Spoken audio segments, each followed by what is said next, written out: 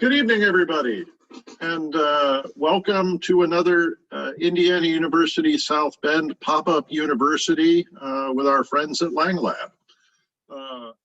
It's great to see everybody here tonight, and we have an exciting show featuring psychology professor Dave Bryant, who's going to tell us about her very moving and important work in our community and beyond. So a little bit before we get started, this is a webinar that we're running through Zoom. If you look down in your toolbar area, there is a function that says Q&A. It looks like a couple of cartoon balloon captions, and says Q&A underneath.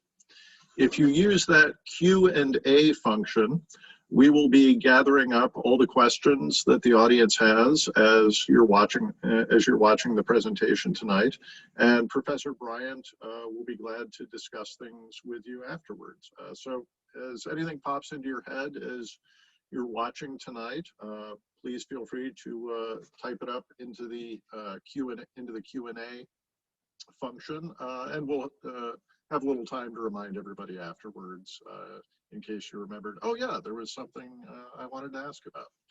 So anyway, that is there. So let's get on with it.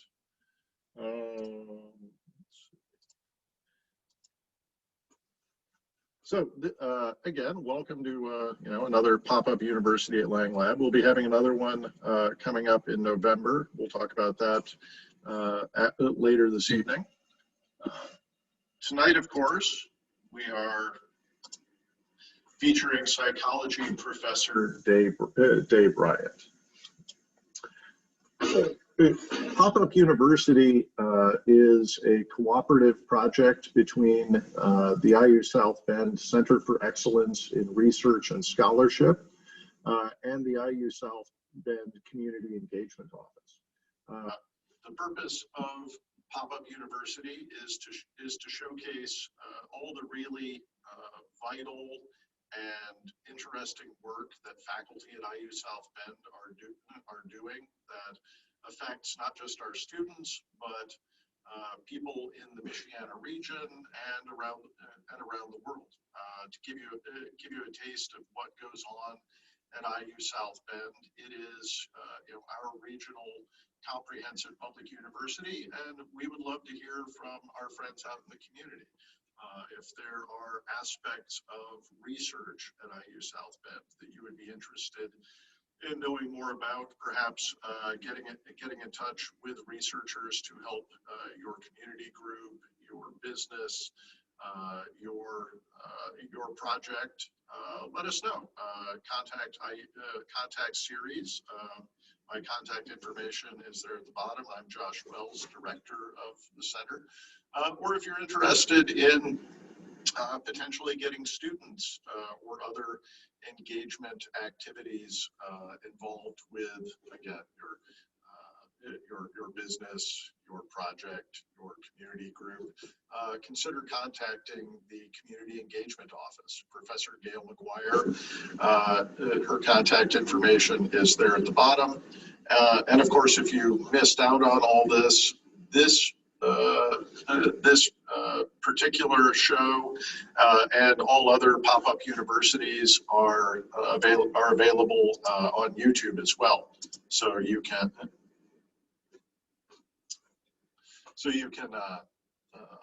look at that. I would also like to thank our sponsors, Indiana Humanities especially, and the Indiana University Bicentennial Office, both of which have been instrumental in getting this program started and moving along, and of course the many IU South Bend departments and offices that have helped provide support for us, especially the College of Liberal Arts and Sciences, and a great many the academic affairs, and a great many other departments. But that's not why you're all here tonight. You're all here to see Professor Day Bryant. It is my honor and privilege to introduce to you tonight my friend and colleague Day Bryant. She's a professor of psychology, and I don't know how she ranks it, but I would say almost more importantly, definitely importantly, hi Day. She's a community psychologist. She explores the role of the arts in social change and community building.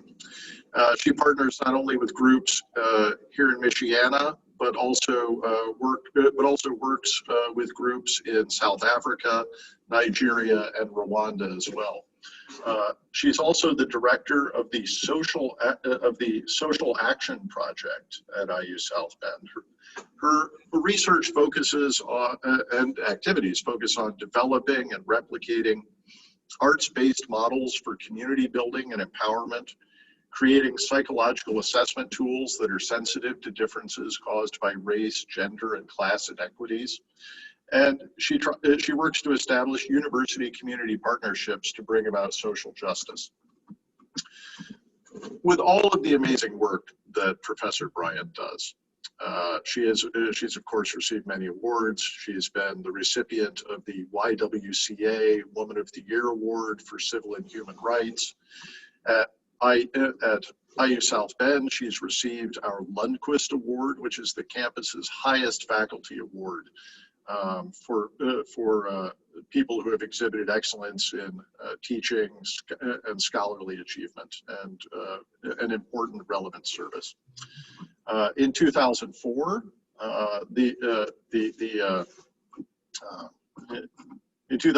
the Social Action Project itself was awarded the Elrich Award for Excellence in Community-Based Initiatives. And just this year, Professor Bryant received an award from the Indiana University Racial Justice Research Fund to document and communicate about storytelling and racial trauma, which is, of course, vital at this moment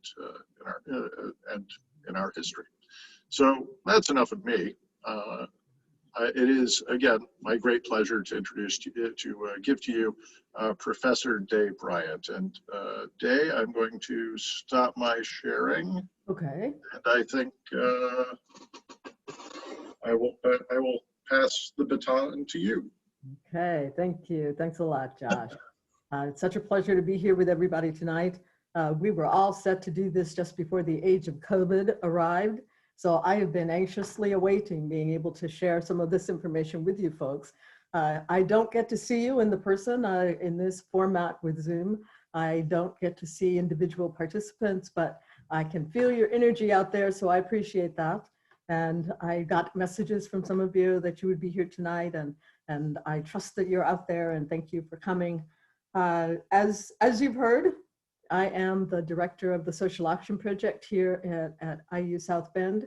I arrived here in 1990 as a squeaky clean new PhD.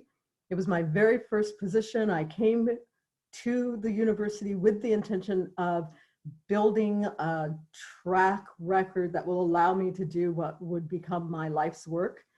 I chose IUSB over the objections of some of my mentors who wanted to know why are you going to Northern Indiana? Do they even have Black people in Northern Indiana?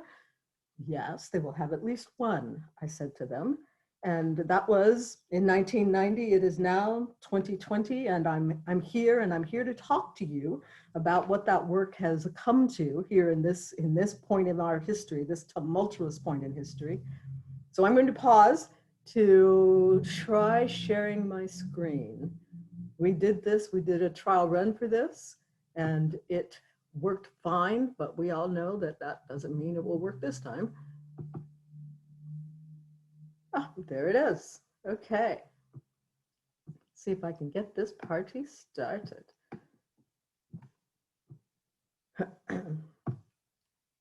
One of my sheroes, Angela Davis, gave a talk here in town a couple of days ago, and she spoke about the arts. She talked about how important the arts are as a way of educating our imagination so that we can begin to think outside those boxes that we tend to live in, that we're forced into by circumstances.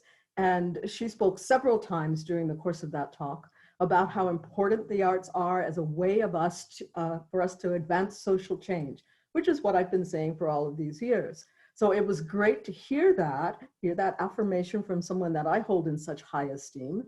And I'm going to talk with you tonight about the ways that we've attempted to do that with SOCIACT and the projects that we have underway. I won't talk about all of these, but I wanted to give you an overview.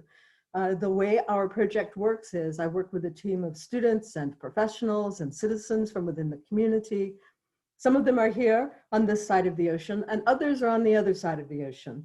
I believe that in order to continue to be relevant, I have to use theories that are not just from North America. I have to teach theories other than just ours to the students that work with me, so that we can all move forward into this new century with a more broad understanding of what justice means. What does justice mean around the world, not just here in our own country and within our own country and our own state and our own part of the state, all of that. So we have several initiatives that are going all at the same time, but it's a lot like spinning plates.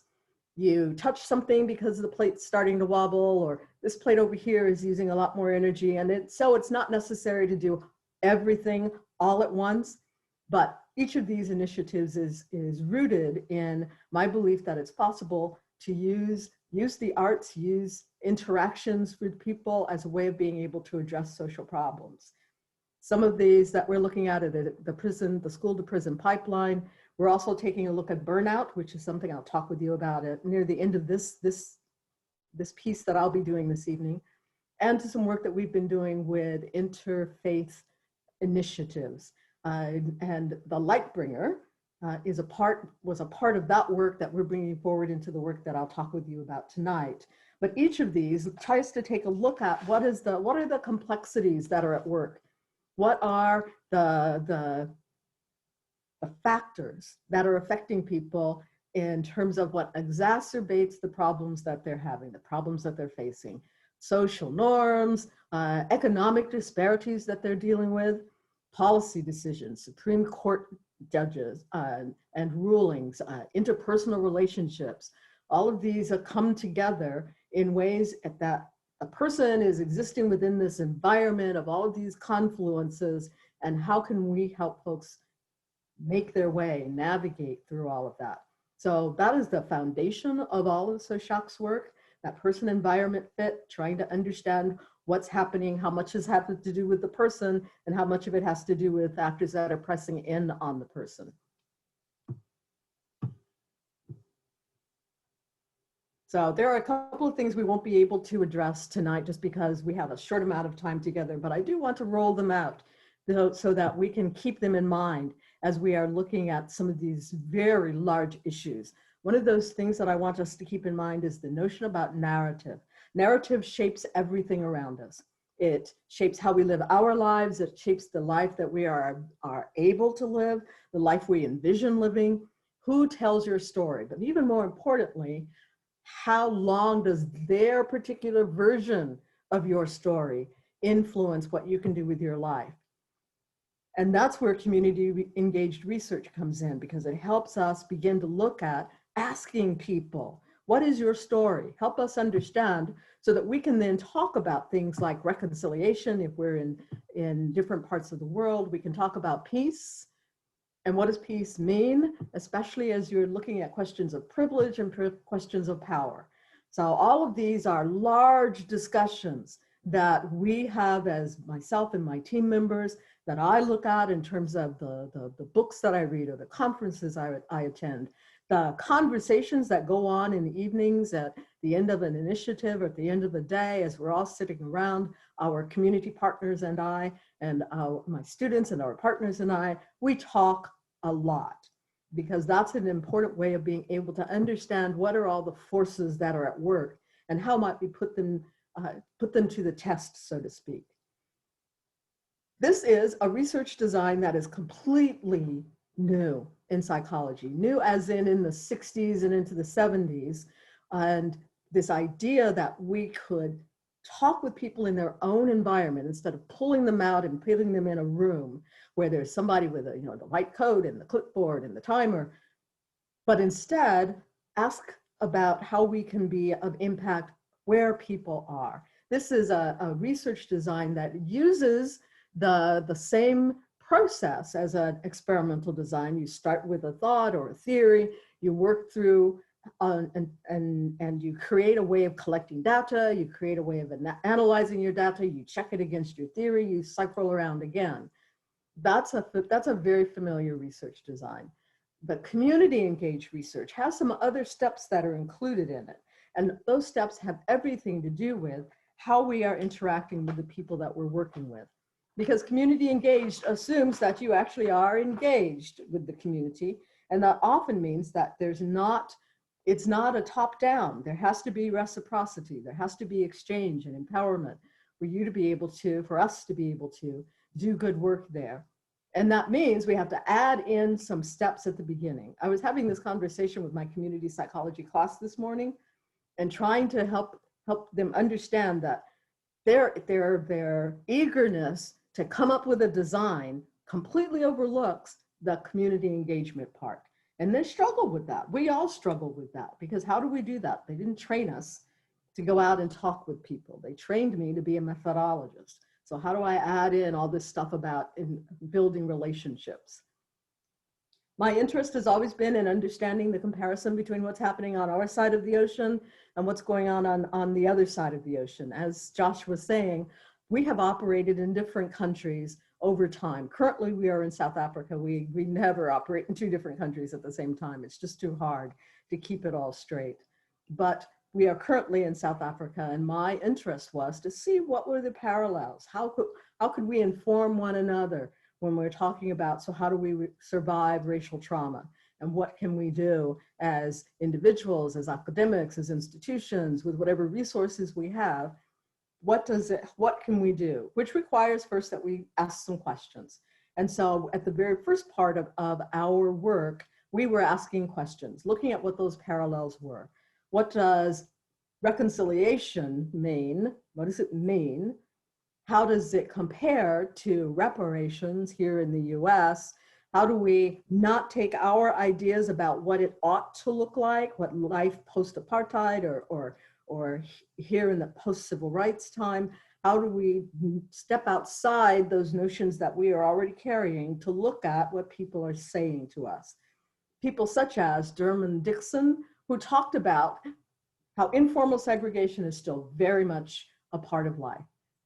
Anti-apartheid laws went into effect in the mid-90s, and still here, this particular piece was written in 2014, but we encountered it in our work as we moved around as truly an interracial team and realized very quickly that apartheid was over in law and in theory and in policy, but in terms of social consciousness, it was still very much there. So how do we get the lay of the land, and how do we compare that with what we find here as well? That there were laws that were revoked and new laws put in place, and there were constitutional amendments, and there have been protests, and we have seen changes in terms of laws, but how do we actually look at it in terms of changes in people's lives? We also have to consider power. We have to consider power in all its complexities. We have to consider it kind of like a Rubik's Cube. I don't know if you folks remember Rubik's Cubes, but I do. I remember what it was like to try and figure out how to get all the pieces on the correct side. Power in terms of levels of power and spaces where power happens, the forms of power there is, systemic issues are all about this type of complexity, and it's multidimensional, and we have to dig down far enough to get a sense for what's actually happening. And this cube is a way of being able to conceptualize that, so that when it's time to look at what exactly is happening in terms of factors and forces that are at work, we can think deeply about it. Which moves us a little bit further in our cycle to actually beginning to engage stakeholders. Let me point out at this juncture that this part of the work that we've been doing, this has taken about 5 years for us to pull it all together. partly because we're working with people who are halfway around the world, but also because these are complex issues. And every time you pull a thread, there's all of these other things that we need to consider. So we've worked very hard to be conscientious about being prepared to get to the point where we're talking about, so what is the research design going to be? Part of that is questions of privilege. Who gets to travel to South Africa? Who has the latitude? Who has the resources? Who has the time? Considering our students and the fact that they all have big plates that they're spinning in their own lives. When we travel there, we're there for a month. What does it take to have the opportunity to be somewhere outside your daily routine for a month? Who has the privilege of being able to do that? How do we face the fact that laws and attitudes are very much different things? We can create laws and not change attitudes. So as we're working in South Africa, and we know its history, and we know the issues that people have faced there as they were dealing with the fight against apartheid. We know what issues we're facing here in the fight against racial terrorism. So how do we work with those two on different sides of the ocean? And what do we do about the fact that we get to leave? When we travel, we're there, we work on the ground, we work directly with individuals, we travel the neighborhoods, but then we get to go home. So we have to be very aware of what ripple effect our actions create for the people that we'll leave behind. Narrative, as a way of understanding what's going on for people who are living in a place that we only visit once a year, is an important part of what we do. We've taken this phenomenological approach because it allows us to get at those complexities so that we can think about the Rubik's Cube kind of a notion of how power is, so that we can look at all of the different dimensions of manifestation that racism and racial terrorism appear, that it can be individuals and institutions, it can be cultural in the way things are set up, it can be structural, it can be all of this multiplicity of things, which we can't get at with a survey. We have to have people tell us their stories. We've done that in a number of different ways over time. The Youth Community Theater, we've done poetry jams. The Lightbringer is the most current of our attempts to draw out stories from people so that we can begin do that expansive imagining that allows us to understand what are the ways that these stories have shaped people and will shape our lives. The Lightbringer has been a part of the ramping up that we've done toward the work that I'll be talking about with you at the end of my segment here. We created a gathering of faiths. For the first 20 years or so of SOSHAC's work, it became clear that what motivates people to get involved in justice work is a belief tradition, their sense of spirituality. By whatever name they witness that or manifest that spirituality, that is a driving force for them to take a look at justice issues that have to do with rights, that have to do with privileges, that are about being able to live the life that you are looking for. So these are people who came together for a weekend in June, or in July rather, and we talked about these issues in a spiritual context so that we could begin to get some of those stories, get a better understanding of what it was we were facing when it came time for us to put together this larger piece. The picture you see there was my creative planning team. They worked with us for 6 months to put the gathering together. It was held here in South Bend and at a faith-based institution that gave us space, literally just gave us space so that we could pull people in. And we pulled in people from around the area who came to talk about justice questions in the context of spirituality. We were doing similar type of work across the ocean. We were working within a neighborhood. We moved through separate neighborhoods. One of the questions that I get often is, did we go into townships? We have only gone twice into townships. We meet people otherwise outside of those areas, mostly because it is the history of racial violence is still current history. And people are concerned. Who are you? Where you come from? Who sent you? Why are you here? And it is a production. It is a complex production to go into these areas. And I'm traveling with people who are, some of whom are left have left Indiana for the first time, not just left the United States, have left Indiana, have left their city for the first time. And I just can't then drop them into the middle of the Black townships in South Africa. That is way more unpredictability than I think I can take on in one single trip. So no, we don't spend a lot of time in the townships, but people do come into the town. We work in Durban, and we work with them in whatever area they want to meet us. Often they're very public areas. We do whatever work we can with what we have to work with. The folks that you see loading on the big box that has the Lightbringer inside, these folks are in the artists. They form the artist collective that created the Lightbringer for us. It was 2 years in the making between when I said, please, I need an interactive sculpture that's public art that I can use to continue this quest to understand the issues that we're each facing on our two sides of the ocean. And these are the folks who created it for me. And someone took this picture of me sitting on the box.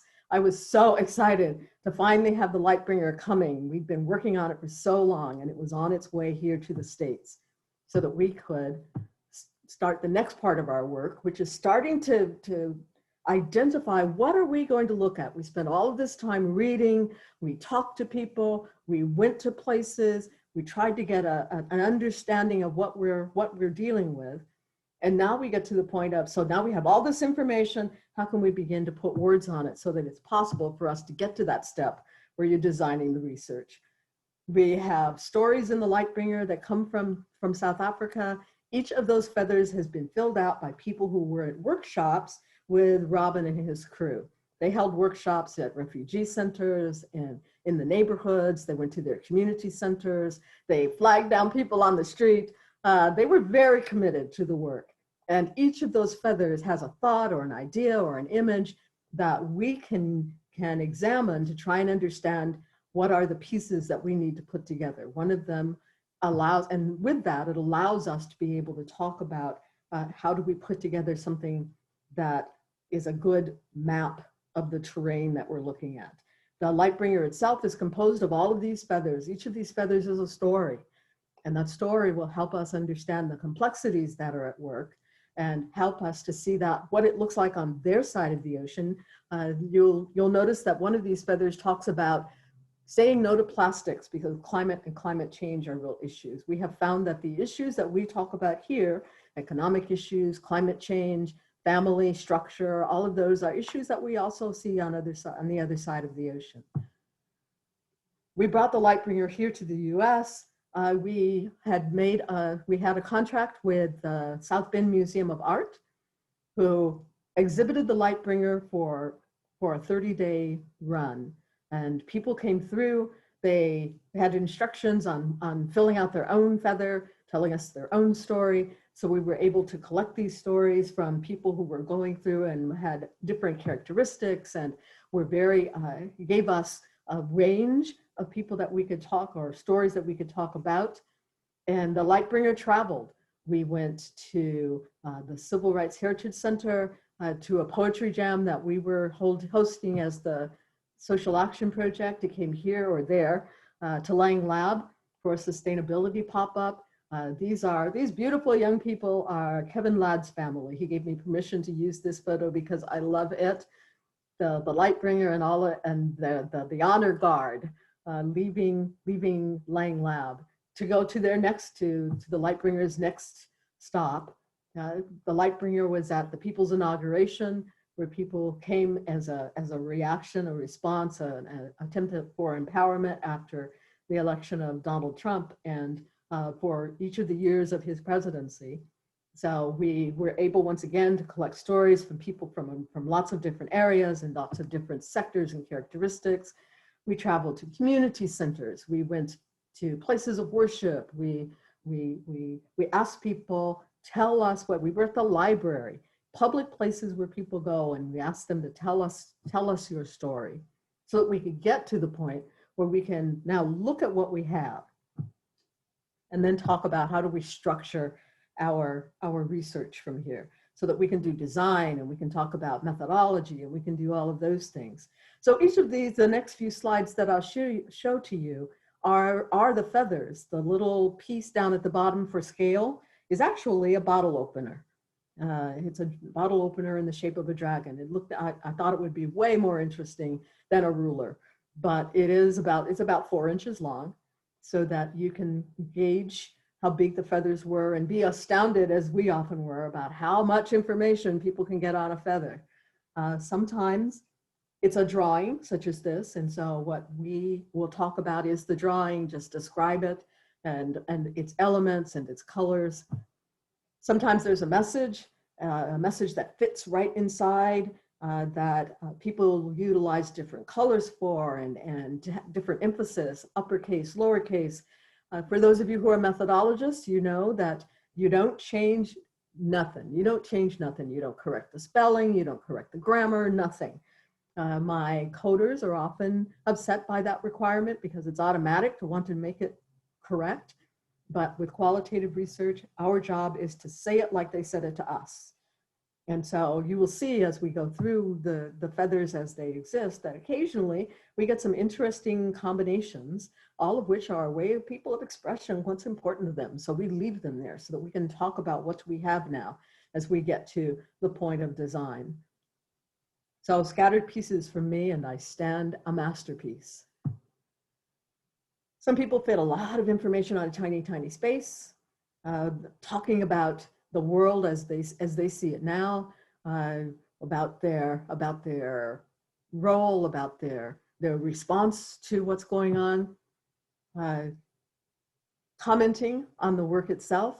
Lots of categories. I should say that each of these feathers represents a kind of a category, a loose, very rough category of things, because it will allow us to start streamlining and start reducing and distilling, so that we can have a better idea of how do we create this design. This person loved the exhibit and called them bottle caps. And so we call them bottle caps now too, because we loved that energy and that enthusiasm about the work. We have political statements, because some of our moving the light bringer around was during the time of political campaigning. We have pictures. Many of them relate to relationships. Sometimes they are scenes. We have pictures that are still lifes. We have pictures of people who've drawn a field with a building and a tree, and it's complex and it's detailed.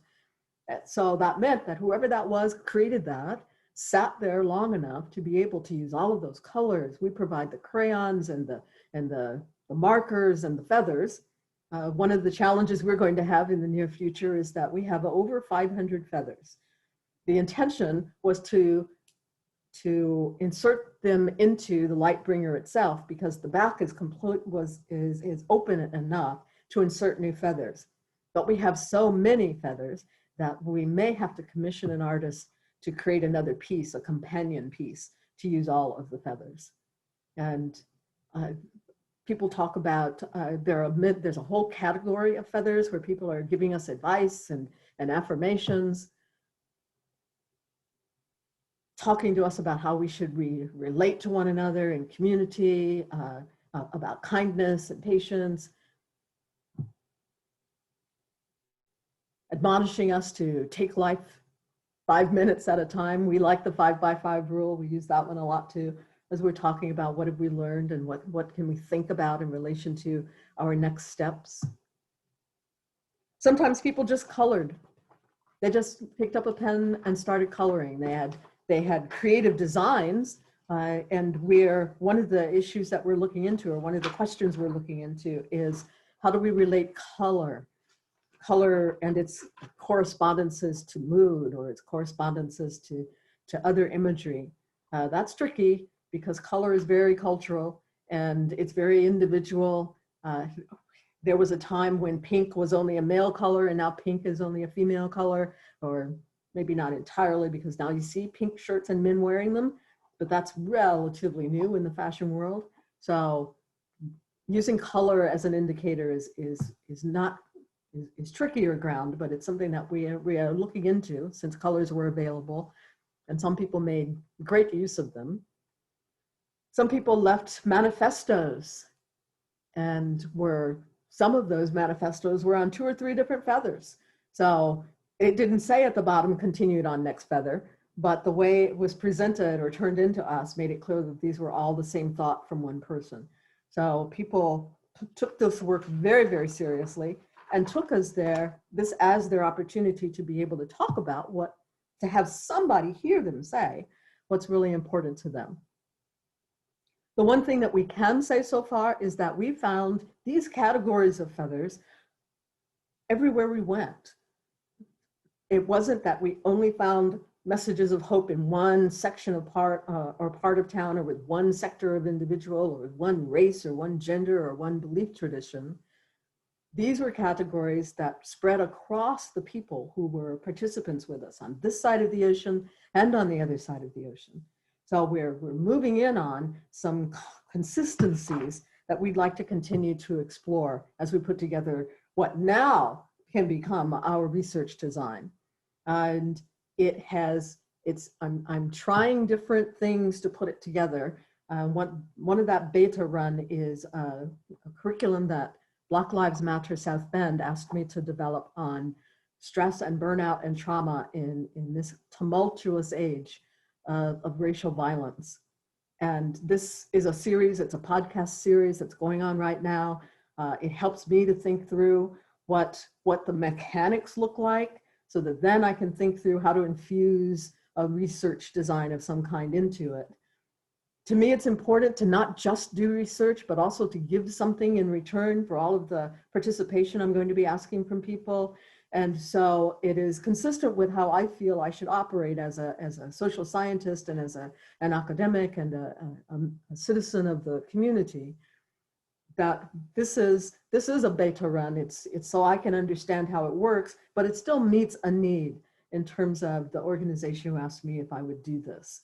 And this allows for that reciprocity that I talked about, for building relationships, for building a track record and a history with people, so that when it comes time for us to talk seriously about what research might look like, we have that history. And we're not immediately running against that wall that psychology created for us, where we went out, we did things to people, we manipulated people, we put them into categories and condition groups and control groups, and we did stuff, and we went away and didn't tell anybody what we found out. They really were subjects. And so that's one of the first things I hear when I go to work with a brand new group or a brand new partner, is that history is laid at my feet, and I have to address it. So being able to develop a project that meets their needs and meets my needs and allows me to then move forward in terms of some of the other things that I hope to accomplish, to me, that's the best of all worlds. And it doesn't always happen, but fortunately this time it did. As Josh was saying, we received a racial justice grant that will allow me to now do the actual research. I must admit, a little worried about how that was going to happen. But voila, it's taken care of in that regard. And so we can get started on what will be the next part of that cycle, which is actually designing a piece of research that we can take all of the last 5 years worth of learning and put it to work to establish an understanding that allows us to say we've contributed to the body of knowledge and helped people who are dealing with some major stressors in life. What you see on your screen is my contact information. I'm always happy to talk about my work, our work, the work that we put forward and are putting together. This I think of as an important part of the exchange. So I welcome your questions at this point. Let me stop sharing. Thanks, Day. This is Stephanie from Lang Lab, and I would invite people to submit any questions that they have now. We will read them and continue the conversation. And Day, do you expect, is Kylie going to speak at all, or she's just involved in the Q&A, just to make sure we leave time? our intention was that she helped me with the Q&A in the chat. Great. So I don't see her, but I imagine that she's back there going, nobody said I had to say anything. Wonderful. Wonderful. The first question is from Brenda Phillips, and she asks if you can tell us a little bit more about why the feathers were chosen as a medium. Oh, yes. Yes, that's a great question. When I asked our artists to bring me a sculpture, make it participatory, make it public, the idea of the feathers was their notion of something public was a shaman or a griot, someone who is the storyteller and the caretaker in a community, and the feathers are a cloak, like a badge of office or a symbol of status. So the feathers allow or represent each of those stories that the griot or the shaman is taking on and passing along. And they're cut out, the whole piece was cut out from recyclables or created from recyclables, because that's what was available for them as the artists. These are things that people are discarding, so they're easy to come by, they're cheap, they take some processing, but it serves multiple purposes. You get to they cut the feathers out from consumer packaging and use recycled bottle tops and telephone wire and everything they could get their hands on, essentially. But the feathers allowed representation and continuing to add to the piece in a participatory way. Great, thank you so much. I had an additional thought while you were talking. This research seems so methodical and Yes. and thoughtful. I wondered if you had any specific thoughts around how to move, if there are ways in which you can move quickly, if necessary, to respond to community needs when there's so many different layered and interplaying factors.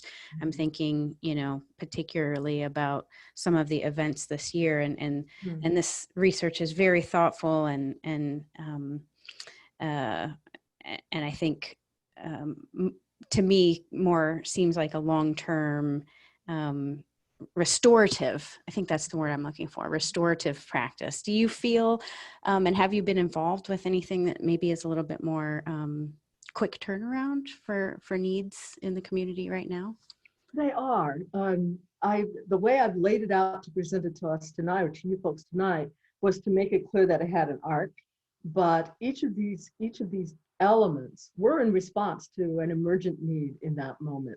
This piece that I'm doing for Black Lives Matter is because of what's happening now and the fact that racial trauma is at the forefront. So how do we address that, and how do we talk to people or to create a space to deal with the issues that people are struggling with and that have been driven to the surface? The Interfaith Conference was also a response to a need that was in that moment. So my challenge each time someone calls us is to think about how we can be responsive, but not get drawn off our path. So how do we do that? And so each of those different elements, if you look at them individually, it looks as if we're all over the map, but really we're not. They are our need to respond in the moment to something that people need and still work toward our ultimate goal of creating this piece of work. Yeah, that's great. Next question asks if you can tell us a little bit more about how you came up with the themes. Is there a technique for doing that? And how do you teach your team how to come up with these themes? That's where the long talks and debates and the back and forth come in. It's a combination of having read everything we can get our hands on that seems to be relevant, as well as sitting down and talking about it and looking at what laying out in front of us, what these feathers are, what are people saying, and is there something that keeps recurring, or there are things that seem to be forming themselves into clusters or groups, and how can we defend putting all of these ideas into one cluster or one thought? And over time, we are able to, having laid all that out, my way to do that is Post-it notes. I don't know what I did before Post-it notes. I have the big ones that you can put on the wall, and then all the different sizes and all different colors, and I can move things around as it seems necessary to to have things come together into these clusters and themes. So it's a process, and it involves a lot of digging deep and asking questions and debating, and our team meetings, when we do get to the point of creating coding systems and putting together our analysis and our methods and being able to put it all onto a piece of paper so we can explain it to people. All of that is about talking. We talk and we talk and we talk. Great, thank you. I wonder, does Kylie have anything to add to that, if she's been involved in that process or not? If not, that's fine. I just wondered.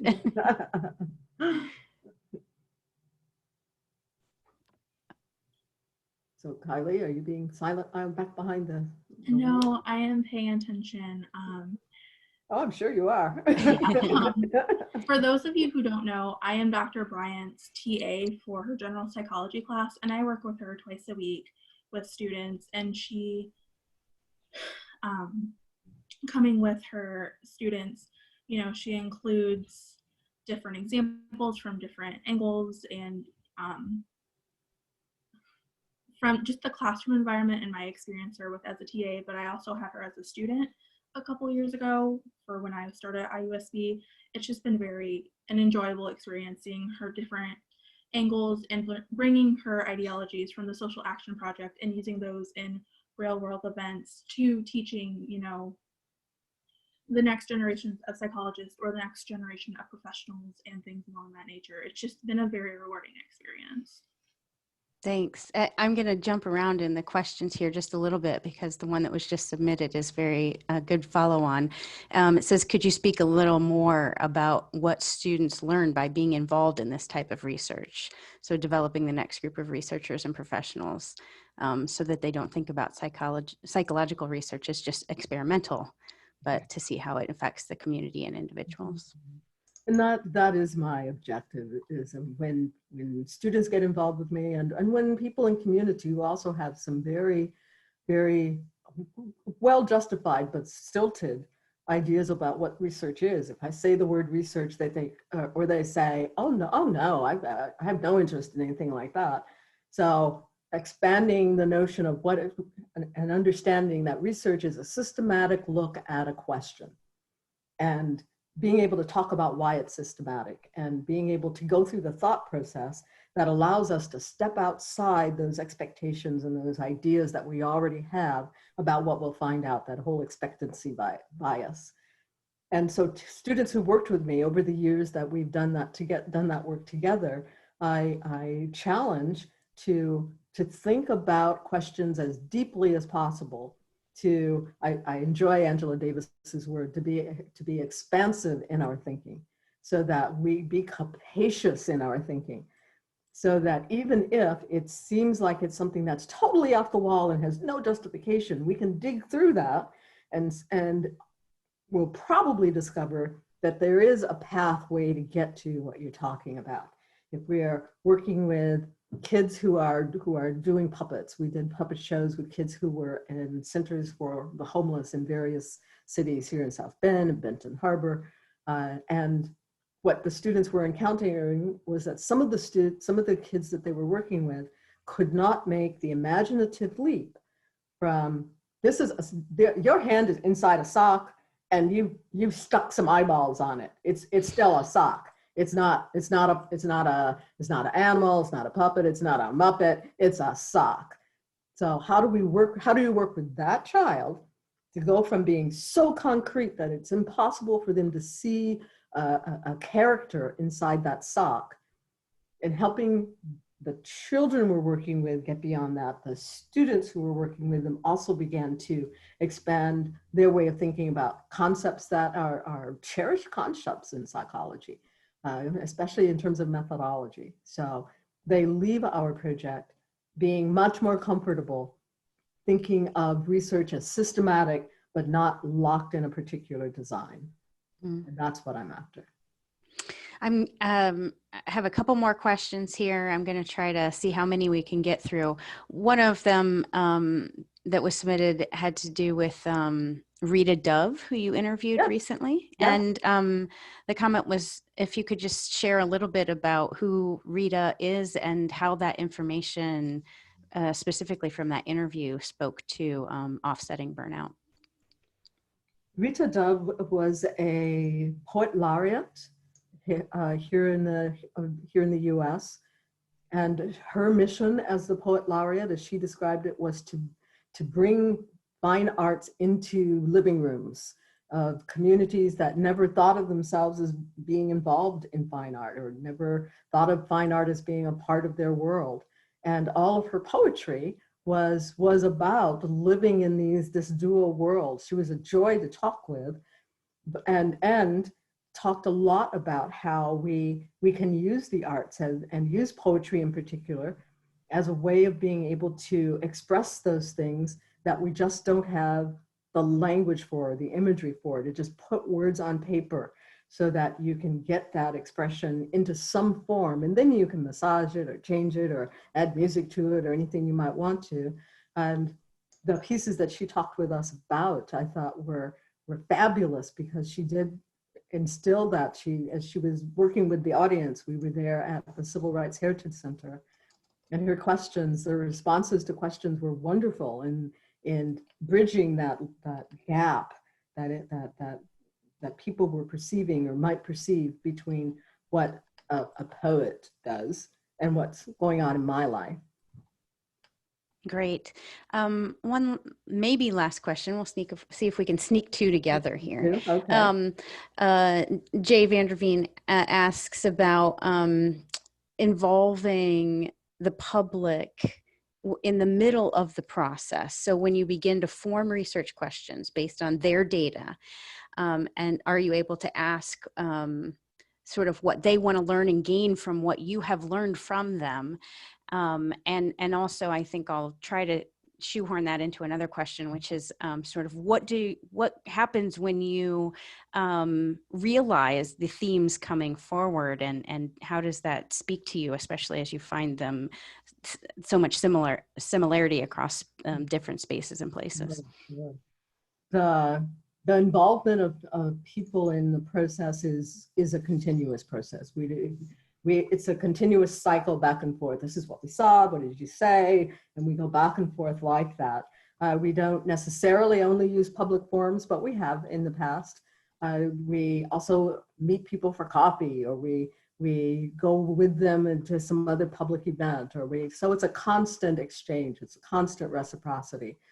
It's not that we take stuff, we go away, we peer at it, and then we decide we know everything. Instead, we are doing a feedback loop, and that loop helps to inform us as we're moving forward from there. And I've already forgotten the other half of your question. Well, I think it was, sort of like, what is the feeling, and are you surprised or gratified? I'm without putting words in your mouth. Like, what is the feeling when you realize, like, that especially that we have so many similarities across different spaces and places in the type of research that you're looking at? Well, I can't say that I'm surprised by it, because as the child of a military family, we moved every year of our lives. And so we had ample opportunity to see in all of these different places that we lived, the similarities in the terms of the lifestyles and the people. And then I think I became a community psychologist as we were growing up. And so what does bring me joy is to be able to talk about this in a context that isn't just me recounting my memories.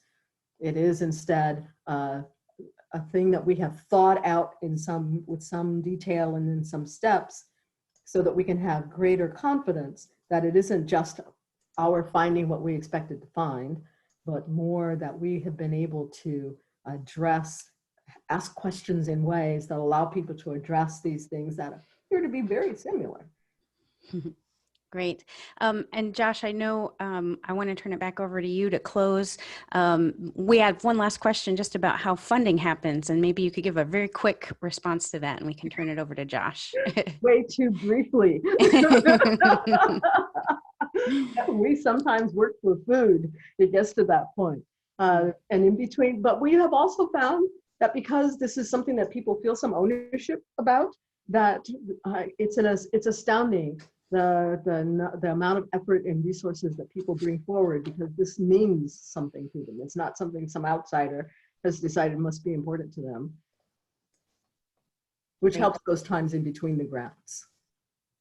Thank you. All right, Josh, I'll turn it over to you to close us out. All right. Well, thank you, Dave. This was incredibly moving.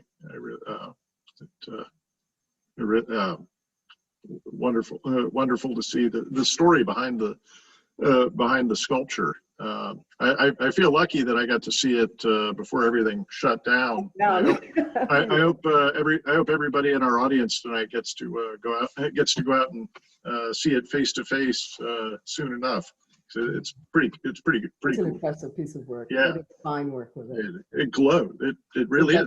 It glows. It does. Well, thanks everybody for coming tonight. A reminder. Let's see if I can share this correct. See if I can share something one last time correctly. Next month, we will have Professor Anne Magnan Park from our English and French discussing her work as a translator. Love like a translator, make bridges, not walls. Guaranteed to be another moving and exciting discussion of human interaction, and hope to see you back here for it. Again, thanks to all of you. Thank you to Professor Dave Bryant. Thank you, Stephanie. Thank you, Kylie. And we'll see you all next month. You can share this on YouTube tomorrow. Links will be up on the PopUp University webpage, and hope to see you all soon. Take care. Bye.